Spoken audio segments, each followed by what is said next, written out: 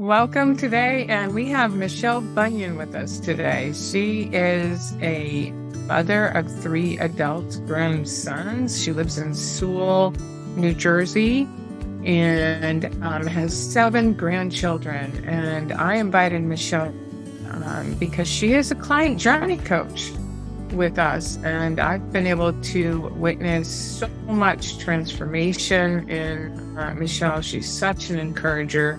And she sprung some pretty good news on me during the podcast. And so I'm excited for you guys to hear about it too, because her life has just really been turned around by putting alcohol to the side. So let's get on with the show. Welcome to the show, Michele. I can't wait for our conversation today. How are you? I'm doing just well. So very good today. Thank you. How about you? I'm doing amazing as well. Thanks for asking. Hey, I wanted to start with just having the listeners listen to a little bit about your backstory, just who you are, where you grew up, just a little bit about who you are. Okay. One of 6 siblings. I grew up in the city of Philadelphia. Uh, kind of crazy times. Um, I am married with 3 grown sons and 7 grandchildren, and I had a issue with food at first, which started when I was very young. So I always ran to that comfort food, sweets, salty foods, anything, it just was a food issue. And that happened all of my adult life. Uh, I just battled and battled and battled all kinds of diets and programs and so on and so. Well, I finally went and had gastric bypass surgery. So I figured that was it. I'd be able to overcome this battle of food and diets, everything like that. Well, I went to alcohol. And that's where my issue with alcohol began. I never really had an issue with alcohol before, but it really took hold of me. And I abused it, drank heavily at times. It kind of was one of the culprits that destroyed my marriage. Meantime, I'm an adult, way into my adult years and having children and grandchildren at that time. So I did this program. I want to ask you a question about, tell me about your drinking before the bypass, the gastric bypass surgery. I would only drink occasionally or when I went out. Once in a while, I would, we would have a bottle of wine at home. Maybe I would drink 1 or 2 a night. It wasn't on a regular basis. I So didn't really. how often? I'm just curious about that drink desire. Prior to,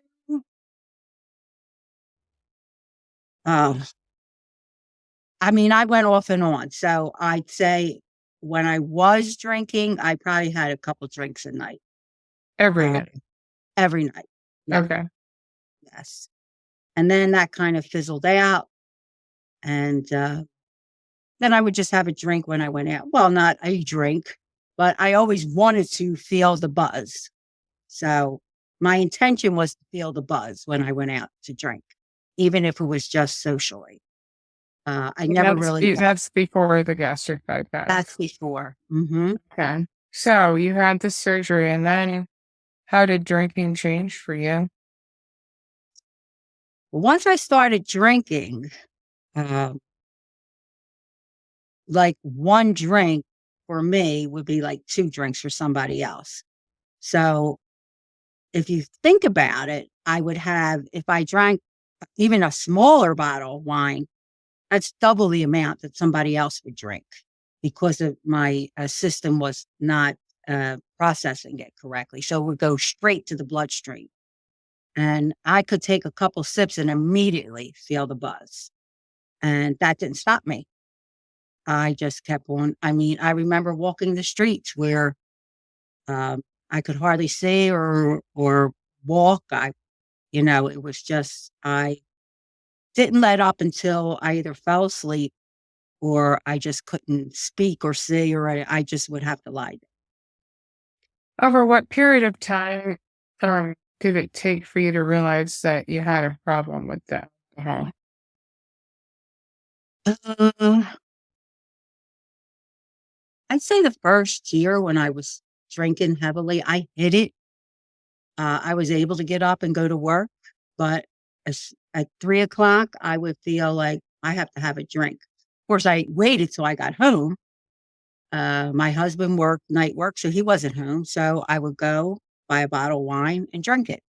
The next morning, he was still asleep because he was working night work. So he really didn't know. I didn't have children at home. So I got up. I was able to function. I was a functioning drinker. I was able to go to work the next day. And, I didn't miss work. I wasn't a happy person at. Do you think that's why you used alcohol? Oh, definitely. I mean, between that and maybe emotional baggage that I never really dealt with, or faced up to, or my fears and anxiety, my people pleasing. I just never was happy with myself or confident enough to say or do what I really felt like I should be doing. I kind of was like how they call it, a chameleon. Like I was all different people for whoever I was around. That's how I am, Okay. so I would say and do whatever that other person I felt wanted to hear or wanted me to be. And so I lost myself in all those years of, between the food and then the alcohol. Gotcha. And so how many years were you battling alcohol before you decided to do something about it? Um, I'd say a year, and then I went back and forth, back and forth. I played games. I went to rehab after work. I went to AA. I went to several different programs. So I tried all different ways, but I kept on playing games. Like, okay, I'll just drink this night, or I'll drink night, or I'll only drink at home. So I'd say a year, but after that, it was at least 3 years. Tell me about your experience with rehab. Um, I really didn't, and even AA, I really didn't like. Um,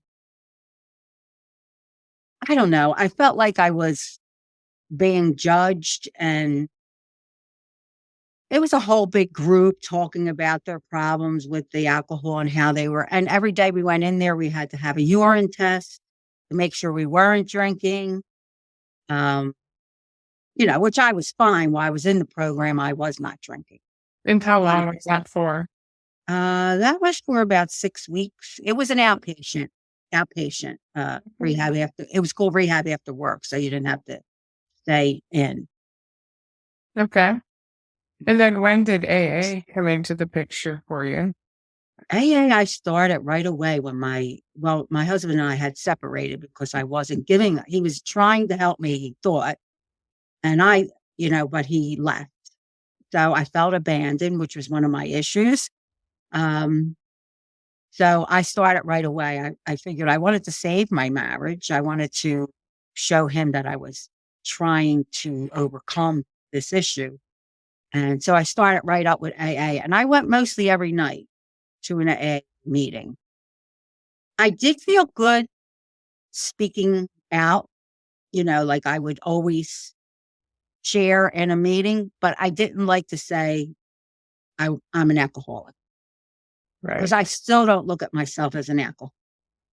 I just Right. had an issue with drinking at the moment right now. Not I'm don't have an issue, but I did.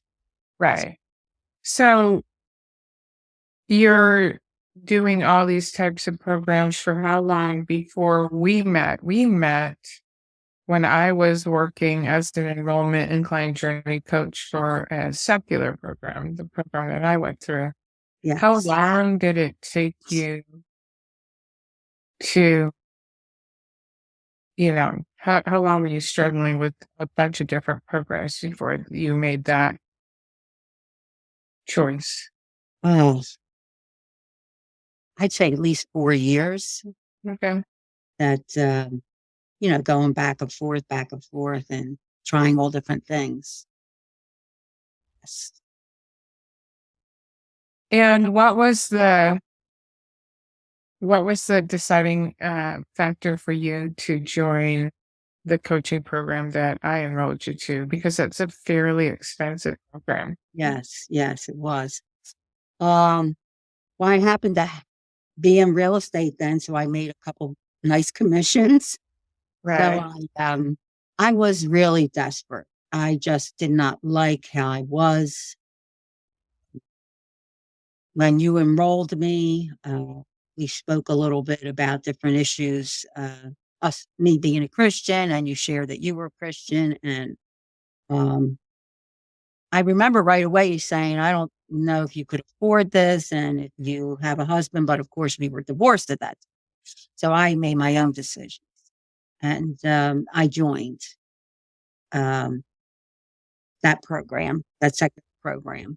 And Before you tell me about that experience, can you share with me uh, your faith, like your faith journey and where you were in your faith and how that played into how you felt about your drinking?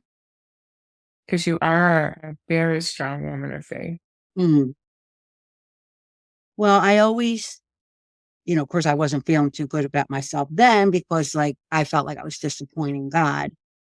But my faith, since I was little, uh, has grown and grown and grown. And I have gone through trials. And I mean, none of us get away from trials and tribulation, but God had his hand on me and I felt him. I saw how he was working in my life. I saw how he put all the pieces together that, one foot in front of the other. I just kept on going.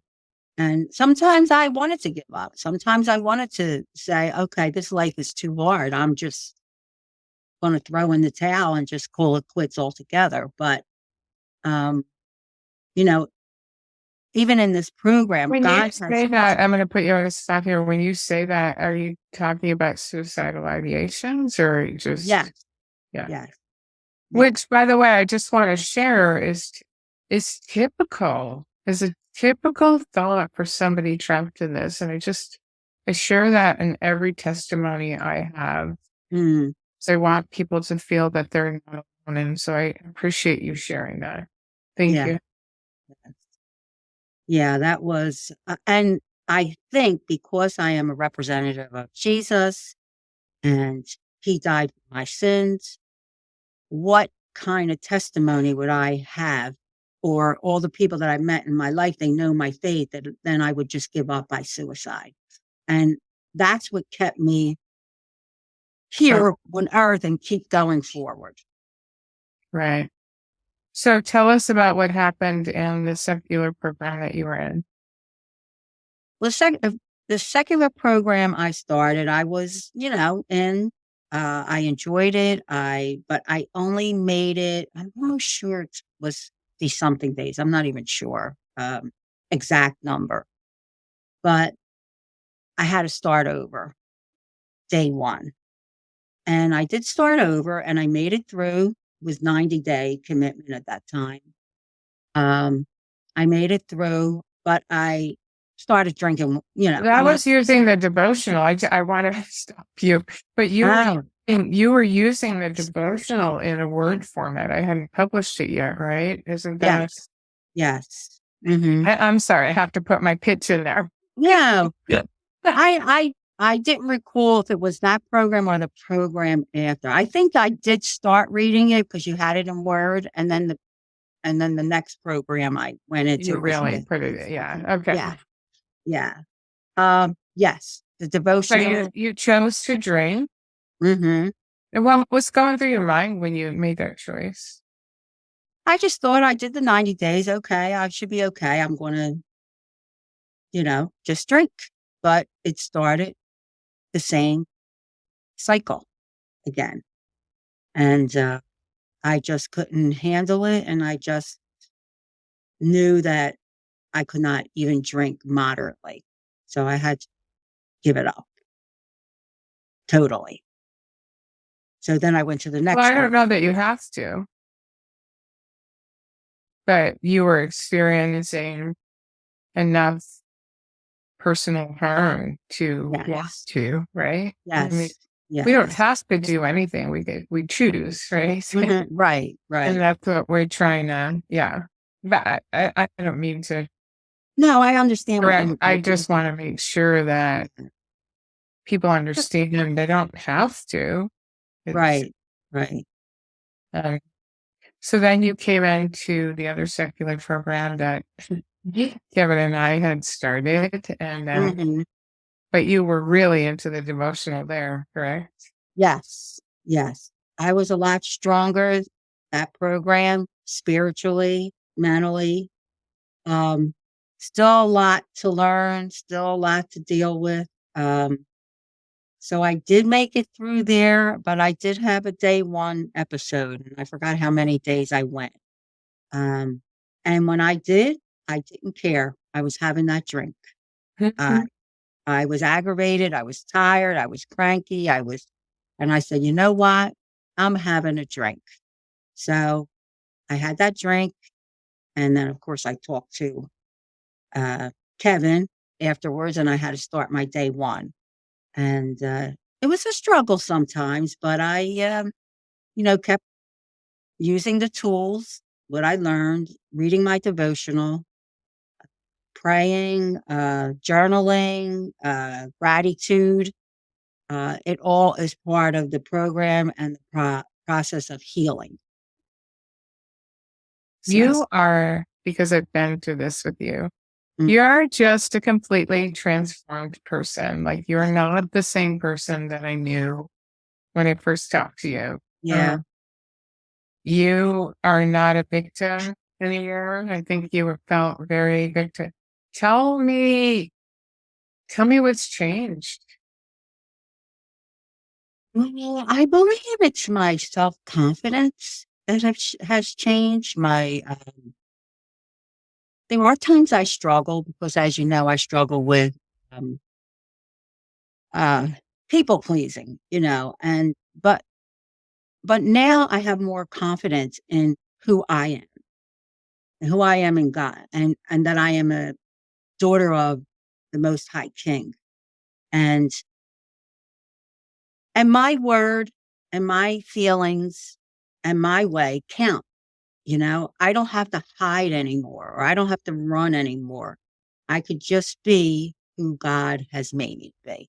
I love And God that. has made us all different because we are all body of Christ, right? One's an arm, one's a hand, one's the feet.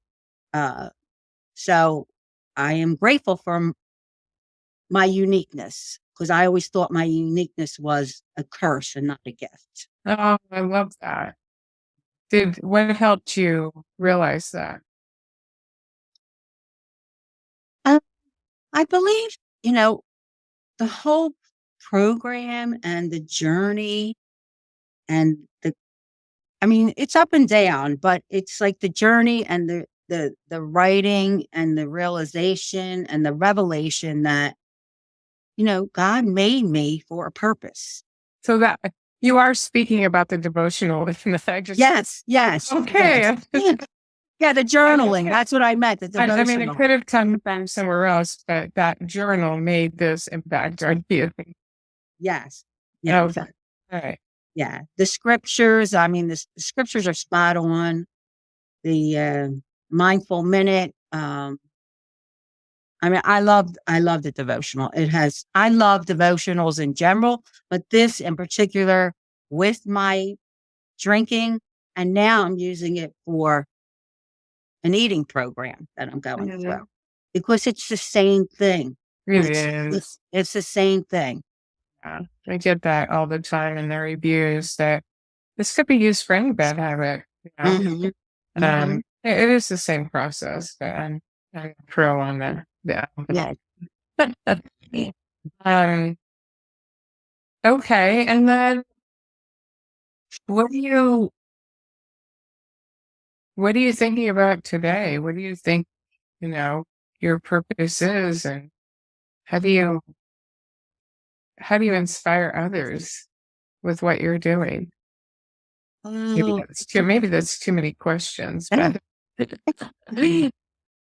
I know you're different. I know that you have so much more self-confidence. How do you think that's showing up for other people? Like, what? Okay, so the name of this podcast is Say Goodbye and Imagine. Could you have imagined life like this when you started the journey? And what's different?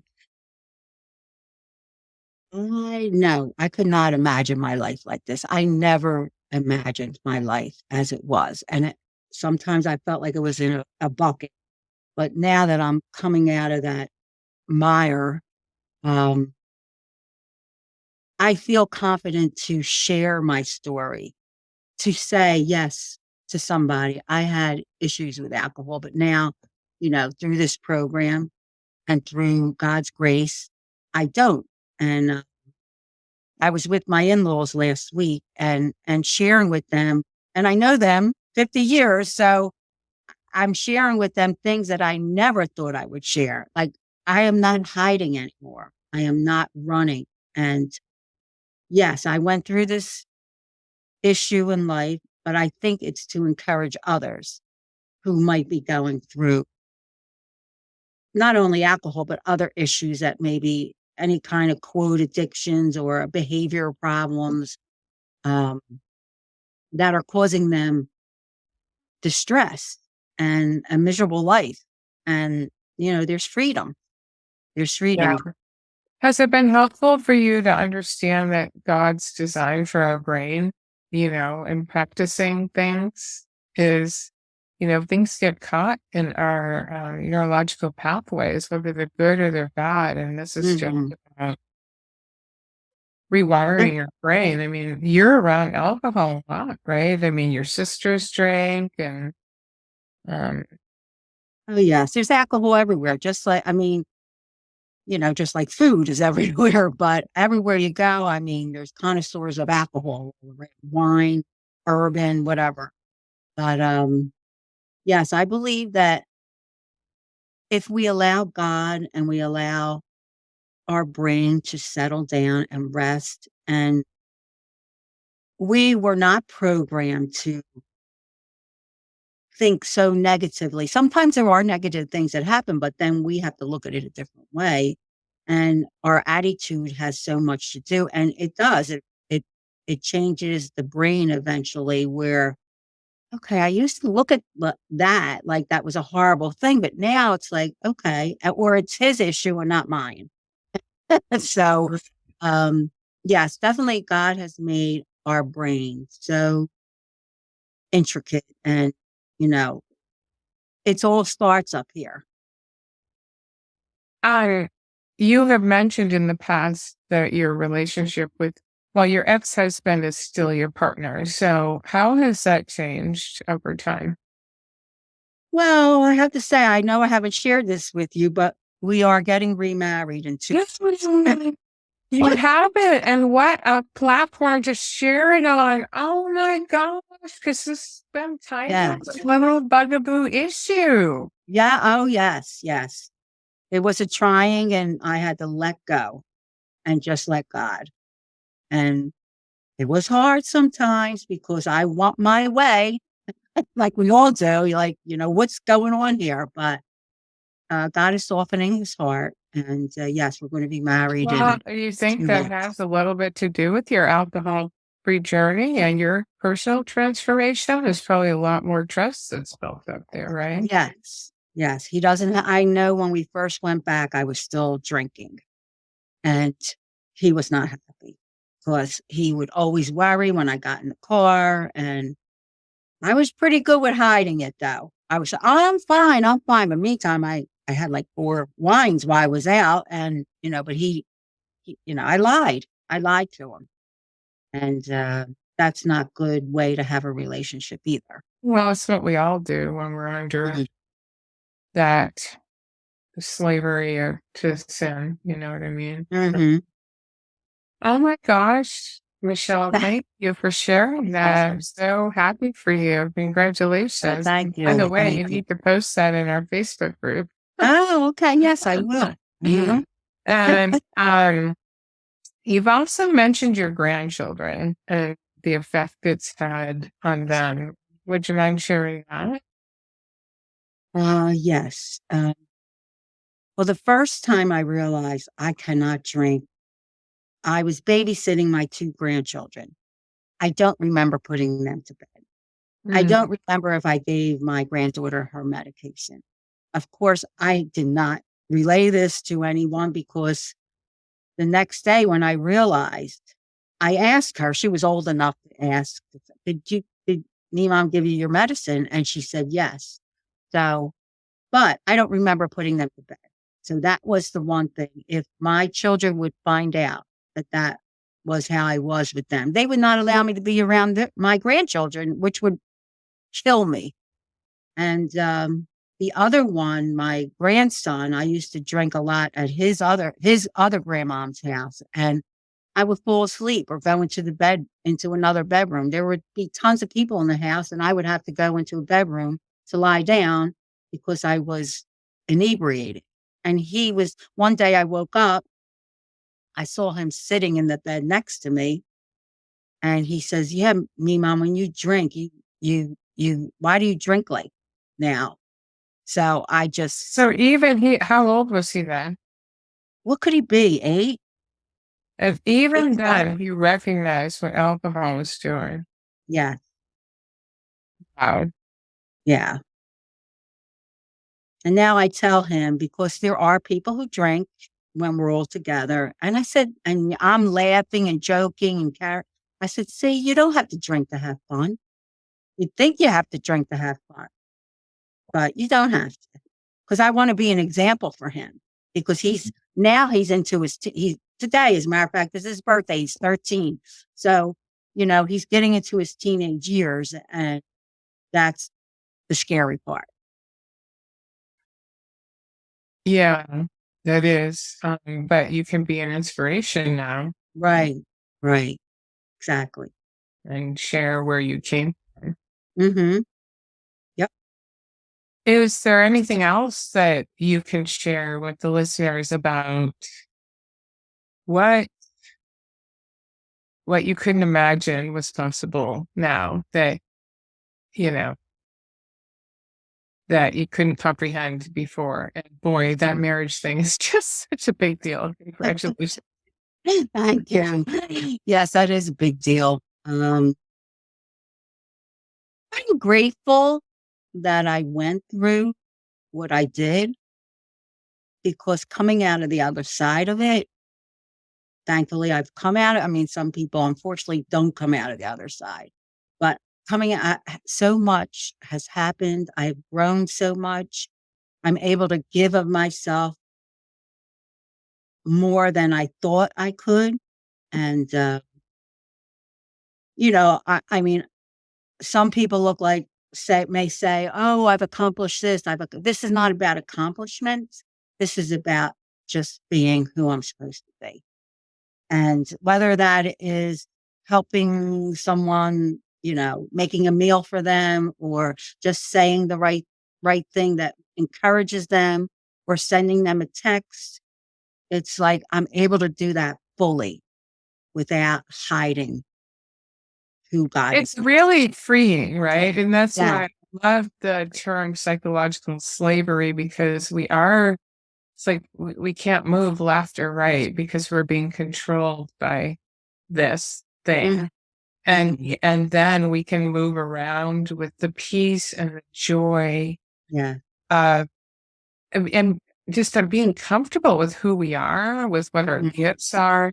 and then inspire others. And that's what I love about what you're doing. And that's why Michelle is a client journey coach in our program. She shows up to some of our coaching meetings and she's in Facebook, and where I just really appreciate all the encouragement you're always giving to everyone. It's definitely a gift of yours. Thank you. And I appreciate you and the program you have created. Thanks.